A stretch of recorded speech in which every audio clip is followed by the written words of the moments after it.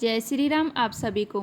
एक बार की बात है, भगवान श्री राम और माता सीता जी अपने 14 वर्ष वनवास के समय में भगवान के पवित्र धाम चित्रकूट में एक कुटिया बनाकर आराम कर रहे थे और मनुष्य जाति के बुढ़ापे के विषय में बातचीत कर रहे थे। तो बातचीत करते करते माता सीता जी के ध्यान में एक प्रश्न आया। तो माता सीता जी ने भगवान श्री राम से कहा, प्रभु मेरे मन में एक प्रश्न है जिसका मैं उत्तर जानना चाहती हूँ। तो भगवान श्री राम कहते हैं, हे देवी सीता, आप परेशान क्यों हो रही हैं? मुझे बताइए वह कौन सा प्रश्न है, मैं आपको उसका उत्तर जरूर बताऊंगा। तो माता सीता जी कहती है, प्रभु मेरा प्रश्न यह है कि बुढ़ापे में पति पत्नी को कौन सी दो चीज़ें सुख देती हैं? तो भगवान श्री राम कहते हैं, देवी सीता, आपने समस्त मनुष्य जाति के लिए बहुत ही कल्याणकारी प्रश्न पूछा है। आपका यह प्रश्न समस्त मनुष्य जाति के लिए बहुत ही कल्याणकारी है। आपके इस प्रश्न के उत्तर को सुनने मात्र से समस्त मनुष्य जाति का कल्याण हो जाएगा। देवी सीता, मैं आपको बताता हूँ कि बुढ़ापे में पति पत्नी को वह कौन सी दो चीज़ें हैं जो सुख देती हैं। इस विषय में पति पत्नी के संबंध में बहुत ही कल्याणकारी बातें हैं। यह दो बातें ज़्यादातर हर किसी को पता नहीं होती, ना ही किसी से आपने सुना होगा।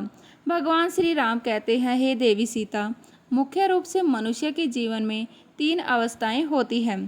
पहला बचपन, दूसरा जवानी और तीसरा बुढ़ापा। कहावत है, जवानी को देख देख बेटी भावे बुढ़ापा और मौत बंदे सभी को आवे। अर्थात बुढ़ापा और मौत अटल सत्य है। सभी पर बुढ़ापा भी आएगा और सभी की मौत भी होना निश्चय है। यह अटल सत्य है, इसको कोई छुटला नहीं सकता। लेकिन हे देवी सीता, बुढ़ापा भी सबको नसीब नहीं होता, बड़े भाग्यशाली लोगों को ही मिलता है। और जो बुढ़ापे में सुख शांति से रहते हैं वह लोग बड़े भाग्यशाली होते हैं। बुढ़ापा एक ऐसी अवस्था है जिसमें बहुत सारे परिवर्तन होते हैं। कुछ लोग पहले से व्यवस्था बनाकर जीते हैं, उन्हें बुढ़ापे में कोई दुख नहीं होता। और जो लोग व्यवस्था नहीं बनाते उन्हें जीवन के इस पड़ाव पर बहुत सी दिक्कतों का सामना करना पड़ता है।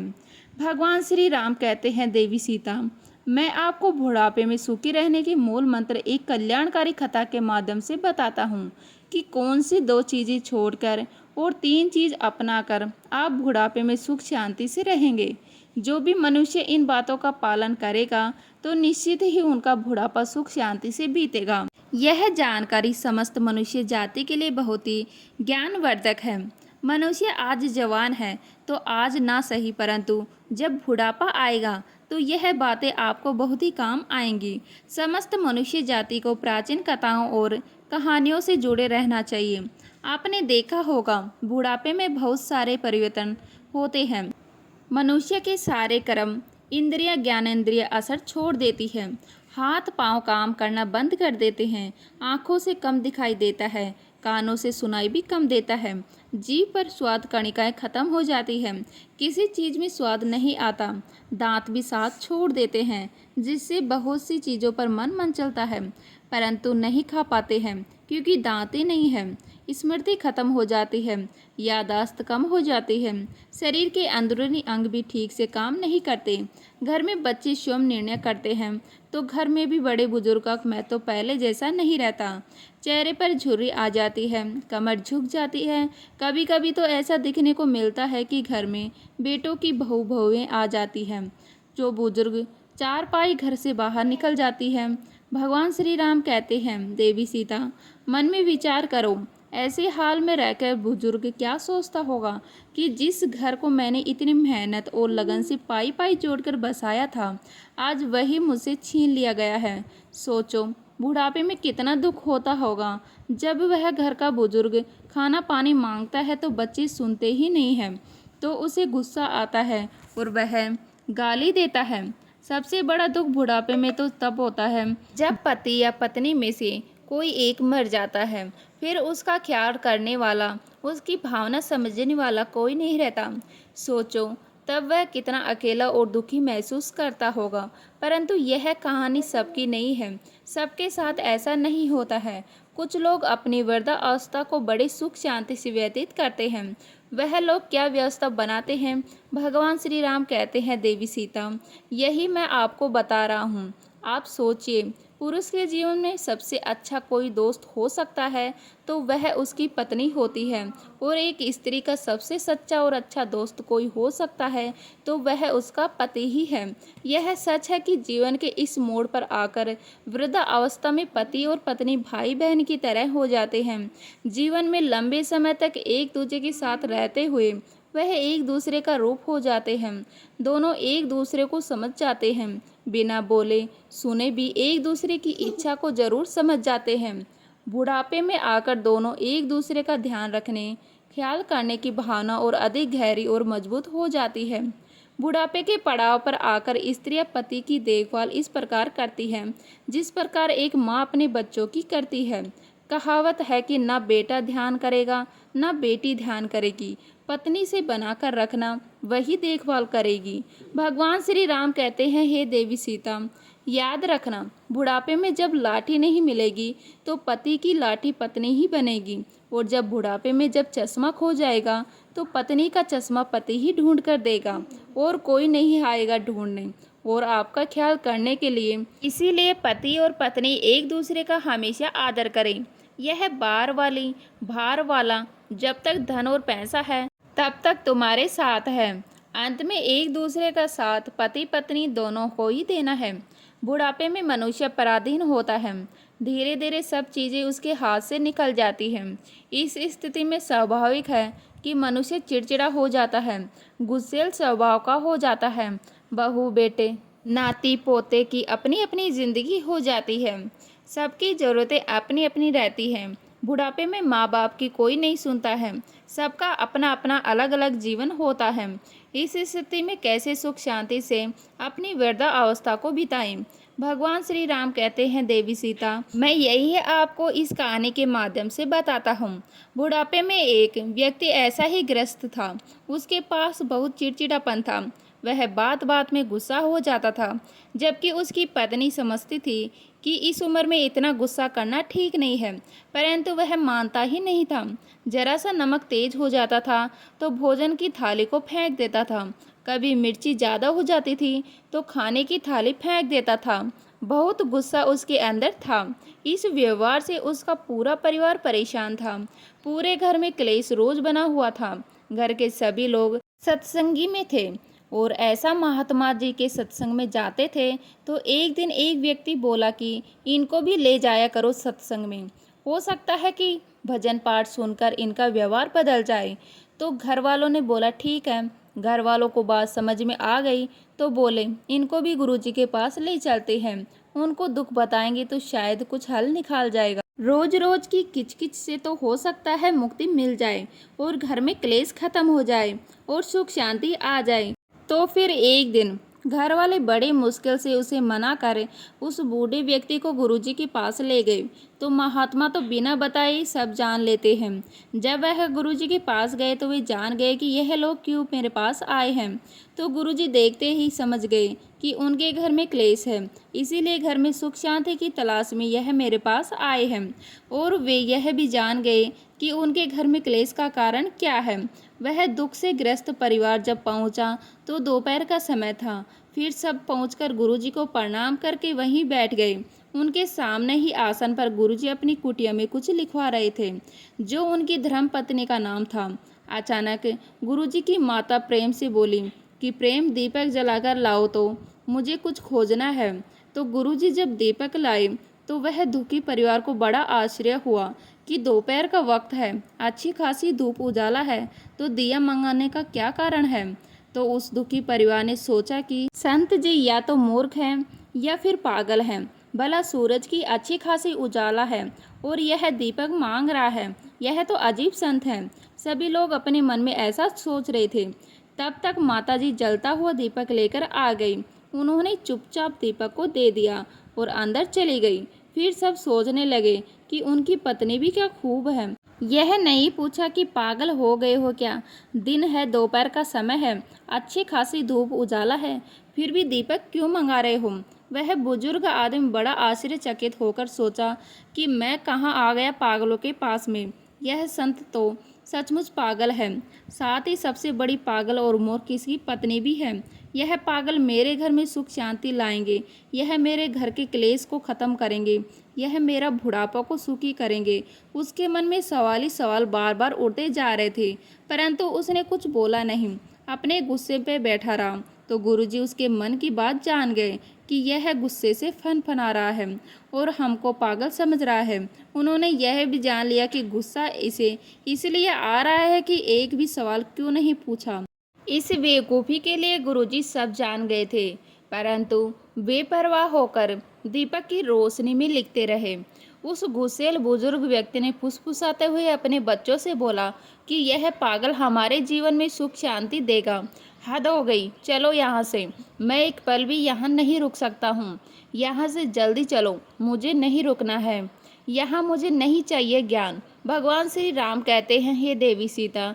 तो फिर गुरुजी ने सुन लिया था। बोले, क्या बात है भगत जी, कोई दिक्कत है क्या? तो बूढ़ा आदमी बनावटी हंसते हुए बोला, नहीं नहीं गुरुजी, कोई दिक्कत नहीं है। आपके दर्शन करने आए थे तो हो गए, अब हम जाना चाहते हैं, आज्ञा दीजिए।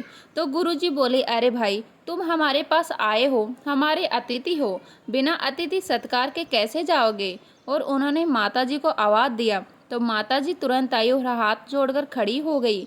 तो गुरुजी बोले कि यह भक्त जी थोड़ा जल्दी में है, जाना चाहते हैं, जल्दी से 2 गिलास दूध लेकर आओ।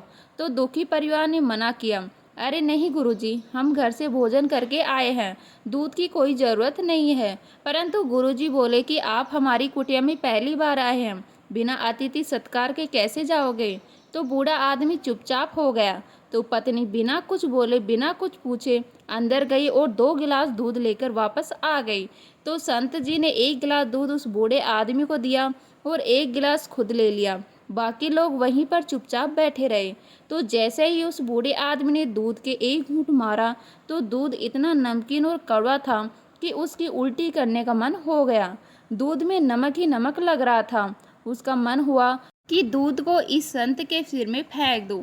उसका तो रोज का यही स्वभाव था, कभी मिर्च ज़्यादा लग जाए तो खाने की थाली फेंक देता था, कभी नमक ज़्यादा हो जाता था तो भोजन की थाली फेंक देता था। तो उसने गुरुजी को गुस्से से देखा। गुरुजी तो बड़े सहज भाव से दूध पी रहे थे, उनके चेहरे पर ऐसा कोई भाव नहीं था।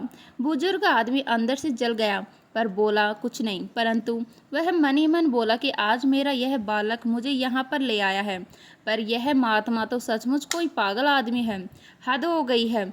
और 1 गिलास वहीं पर रख दिया और गुरुजी से बोले, संत जी आप आज्ञा दे, हम चलते हैं। तो कबीर दास जी बोले, शायद तुम कोई दुख लेकर आए थे, परंतु तुम अपने आने का कारण तो नहीं बताए हो, ऐसे कैसे जाओगे? कोई दिक्कत हो तो बताओ, शायद हम कोई हल निकाल पाए। तो फिर बूढ़ा आदमी बोला, संत जी छोड़िए, आप क्या हल निकालेंगे? आए तो थे हम दुखी लेकर, परंतु अब जा रहे हैं, हम सब देख लिए, तुम्हारे बस की बात नहीं है। तो गुरुजी ने कहा, अरे जब दुख लेकर आए थे तो बताने में क्या हर्ज है? बताओ तो दुख क्या है, हो सकता है कुछ समाधान निकल जाए। तो बूढ़ा आदमी बोला कि पूछते हो तो बता ही देता हूँ, वैसे मुझे लगता नहीं कि तुम्हारे पास कोई हल होगा मेरे दुख का। जब गुरुजी ने बार बार पूछा तो उसे बूढ़े आदमी ने बोला कि सुनो, मेरे घर में कोई मेरी इज्जत नहीं करता, सब मुझे गलत कहते हैं, घर में बड़े क्लेश और अशांति है, मुझे अपने घर में शांति और समृद्धि चाहिए, इसीलिए आपके पास आया था। परंतु आपकी मूर्खता देखकर मुझे पक्का विश्वास हो गया है कि आपके पास मेरे दुख का कोई हल नहीं है। मेरे घर में शांति लाने के लिए आप कुछ भी नहीं कर पाओगे।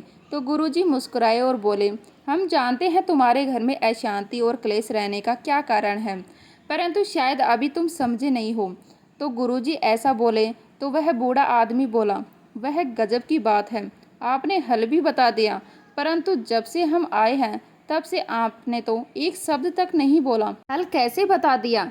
तो संत जी बोले, सुनो, याद करो, जब तुम आए थे तो मैं तुम्हारे सामने ही अपनी पत्नी से जलता हुआ दिया मंगाया था ना? उसने बोला, हाँ मंगाया तो था। गुरुजी कहते हैं कि मेरी पत्नी ने तुरंत मेरी आज्ञा का पालन किया और बिना कुछ पूछे, बिना कुछ बोले हमारी आज्ञा का पालन करते हुए जलता हुआ दीपक लेकर आई है। उन्होंने यह तक नहीं पूछा कि दोपहर है, फिर दीपक की क्या ज़रूरत है। उन्होंने वही किया जो हमने बोला, कोई सवाल तो नहीं किया, कोई टोक जोक तो नहीं किया। बूढ़ा आदमी बोला, हाँ इसी का तो मुझे ताजुब है। तो गुरुजी बोले, उसके बाद फिर हमने दूध मंगाया। हम जानते हैं हमारी पत्नी ने शक्कर के स्थान पर दूध में बहुत सारा नमक डाल दिया था। दूध बहुत कड़वा था, इतना कड़वा कि तुमसे पिया नहीं गया, और आपने देखा हम इस कड़वे दूध को चुपचाप पी गए। तो पता है क्यों? क्योंकि जब पत्नी ने हमसे दीपक के बारे में कुछ नहीं पूछा तो हमारा भी कोई अधिकार नहीं है कि कोई सवाल जवाब किया जाए। तो हम भी कैसे कोई सवाल जवाब करते? दीपक लाना हमारी आज्ञा का पालन करना ही अपना धर्म समझा, तो हम कैसे पूछते कि दूध कड़वा क्यों है? हमने भी अपना धर्म समझा और दूध पी लिया। जिस तरह उन्होंने कोई प्रतिकार नहीं किया, इस तरह हमने भी कोई प्रतिकार नहीं किया। इससे क्या समझे? इससे यह सिद्ध हुआ कि पति और पत्नी दोनों को सामंजस्य स्थापित करना चाहिए और एक दूसरे की बात मानना चाहिए, एक दूसरे की बात का सम्मान करना चाहिए, दोनों को प्रेम और विश्वास से रहना चाहिए। मुझे पता है ऐसा तुम नहीं करते हो। तो गुरुजी बोले कि तुम ध्यान रखो, गलती सबसे हो जाती है। आज गलती से दूध में शक्कर की जगह पर नमक पड़ गया तो हमने स्वीकार किया, चुपचाप बिना कुछ पूछे बिना कुछ बोले पी लिया। तुम्हारे घर में अशांति का कारण यही है, तुम दो चीज़ों से बहुत परेशान हो और उसी के कारण तुम्हारे घर में क्लेश है। भगवान श्री राम कहते हैं, हे देवी सीता, गुरुजी कहते हैं कि बुढ़ापे में जो इन दो चीज़ों का त्याग कर देता है वही सुखी जीवन जीता है। कबीर दास जी ने बताया कि यह दो चीज़ है, स्वाद और गाली। बुढ़ापे में सुखी रहने के लिए जरूरी है कि मनुष्य स्वाद और गाली को छोड़ दे, तो घर में शांति रहेगी, बुढ़ापा सुख से बीतेगा। हमें समझना चाहिए कि घर में जो महिला भोजन बनाती है कितने भाव से और मन से और परिश्रम से भोजन बनाती है। गर्मी सर्दी हो, जो भी परिस्थितियां हो, उस समय बड़े भाव से भोजन बनाती है और हमें खिलाती है। कहावत है कि राज रसोई बागड़ी, कभी कभी बन जाए, कभी गलती हो जाता है कि नमक ज़्यादा हो जाए, मिर्च ज़्यादा हो जाए, तो क्या हमें उस भोजन को फेंक देना चाहिए? बिल्कुल नहीं। हमें यह समझना चाहिए कि जैसे स्त्री ने, पत्नी ने, यह तुम्हारी पुत्र वधू ने या बहू ने इतनी मेहनत से भाव से भोजन बनाया है, तो हमारा धर्म है कि उसे स्वीकार करना। और धोखे से नमक मिर्ची ज़्यादा हो जाती है तो कोई बात नहीं, हमें उसकी प्रशंसा करते हुए भोजन ग्रहण करना चाहिए और उसे प्रेम शब्दों से समझना चाहिए, ना कि उसे गाली देकर उसके दिलों में हताश पहुंचाना है। अगर हम ऐसा करते हैं तो दूसरे दिन वह मन से भाव से भोजन बनाएगी, और अभी हम ऐसे में थाली जमीन पर फेंक कर मार देंगे तो सोचो उसके दिल पर क्या बीतेगी। क्या उसके मन में तुम्हारे लिए कोई सम्मान बचेगा? भगवान श्री राम कहते हैं, देवी सीता, गुरुजी कहते हैं, हरगिज नहीं। यहाँ उसे स्त्री का और अन्न का दोनों का अपमान होगा। हमें यह अपमान कदापि नहीं करना है। जहाँ भोजन और स्त्री का अपमान होता है उस घर से लक्ष्मी, शांति, समृद्धि चली जाती है। अतः भूल कर भी ऐसा नहीं करना चाहिए। गुरुजी कहते हैं कि इसीलिए बुढ़ापे में हमें दो चीज़ें त्याग देना है, पहले स्वाद, दूसरा गाली देना। जैसा भी मिले भगवान का भोग समझकर ग्रहण करना है, तो बुढ़ापे में कोई दुख नहीं होगा। स्वाद और गाली दोनों ही बुढ़ापे में दुखदायी होते हैं। तो उसे बूढ़े आदमी के परिवार को और ख़ास तौर से उस बूढ़े आदमी को पूरी बात समझ में आ गई कि मेरे घर में अशांति क्यों बनी है। तो वह दोनों हाथ जोड़कर गुरुजी से क्षमा मांगी और बोला कि मैं अज्ञानी, पता नहीं क्या क्या सोचा आपके बारे में। मैंने जो अनुचित वचन बोला है, आप मुझे उदारता और विशालता दिखाते हुए क्षमा करने की कृपा करें। आज के बाद मैं ऐसा नहीं करूँगा। गुरुजी ने उसको क्षमा कर दिया और बोले कि आज संकल्प लो कि स्वाद और गाली को यहीं छोड़कर जाओगे। संत जी बोले, सुनो, यदि बुढ़ापे में सुखी रहना चाहते हो तो इन दो चीज़ों का त्याग करो। भगवान श्री राम कहते हैं, हे देवी सीता, अब मैं आपको अंतिम चीज़ों के बारे में बता रहा हूँ। जिन तीनों चीज़ों को हमेशा अपने साथ रखना है तो बुढ़ापे में कभी कोई दुख नहीं होगा। तो फिर बूढ़ा आदमी बोला कि मैं आज से ही स्वाद और गाली का त्याग करता हूँ। परंतु संत जी, वह तीन चीज़ कौन सी है जो मुझे अपने साथ रखनी है? कृपया बताने की दया कीजिए। तो गुरु जी बोले कि जिनका जीवन अनुशासित होता है, सफलता उनके दरवाजे पर दस्तक जरूर देती है। मनुष्य का जीवन तभी सार्थक बनता है जब वह अपने कार्य और जिम्मेदारी के बीच संतुलन बनाकर रखता है। बुढ़ापा जीवन का वह पड़ाव है जहां हर इंसान सुख और आराम की जिंदगी जीना चाहता है। इस पड़ाव में खुशियां पाने के लिए मनुष्य को बुढ़ापे तक किन चीज़ों का साथ नहीं छोड़ना चाहिए, इसे समझना बहुत ही जरूरी है। पहली बात, धन का इस्तेमाल करना। धन एक ऐसी चीज है जो अपने और पराये के बीच का फर्क समझा देती है। जब तक आपके पास धन है, रिश्ते नाते सब जगह आपकी पहुंच और इज्जत होगी, परंतु जब धन का धन नहीं होता है तो अपने ही साथ छोड़ देते हैं। यह दुख तो बुढ़ापे में और अधिक बढ़ जाता है, जब आदमी ढलती उम्र में होता है। इसीलिए धन का सदा सदा उपयोग करना चाहिए। धन की बचत करेंगे तो बुढ़ापे में आपको किसी के सामने हाथ फैलाने की जरूरत नहीं रहेगी। साथ ही ध्यान रहे, संपूर्ण धन पर कुंडली मारकर बैठ जाना भी बुढ़ापे में दुखदायी होता है। दूसरी बात है अनुशासन। अनुशासन अभ्यास से ही आत्मविश्वास का जन्म होता है। जो इंसान अपना हर काम समय पर करता है, अपनी दिनचर्या को अनुशासित ढंग से जीते हैं, उन्हें कभी किसी पर निर्भर नहीं रहना पड़ता है। वह अपने हर लक्ष्य को प्राप्त कर ही लेते हैं। शुरुआत से ही मनुष्य को अपने काम को सही समय और सही तरीके से करने की आदत होना चाहिए, तो उसे बुढ़ापे में दुख नहीं सहना पड़ेगा। समय के अनुसार खान पान, तय समय पर सोना जगना, व्यायाम, हर कार्य निश्चित समय पर करना है, जो अच्छे स्वास्थ्य के लिए बहुत ही जरूरी है। अनुशासन का साथ कभी नहीं छोड़ना है और संत मार्ग पर सदैव चलना है। जब आप सत्य मार्ग पर चलेंगे तो यदि आपके घर परिवार वाले साथ नहीं देंगे तो भी आपका साथ भगवान देंगे। आपके बुढ़ापे की लाठी ईश्वर बनेंगे। भगवान श्री राम कहते हैं, हे देवी सीता, इस प्रकार से संत जी ने बताया है कि बुढ़ापे में वह कौन सी दो चीज़ें हैं जो सुख देती है। भगवान श्री राम ने माता सीता जी के माध्यम से इस कल्याणकारी कथा को समस्त मनुष्य जाति को सुनना है। तो उम्मीद करती हूँ आज की ये कहानी आपको अच्छी लगी होगी। अच्छी लगी तो वीडियो को लाइक करें, शेयर करें, नए हैं तो प्लीज़ सब्सक्राइब कर लीजिएगा। मिलते हैं इसी तरह के नए वीडियो के साथ, तब तक के लिए जय हिंद, जय भारत, जय श्री राम।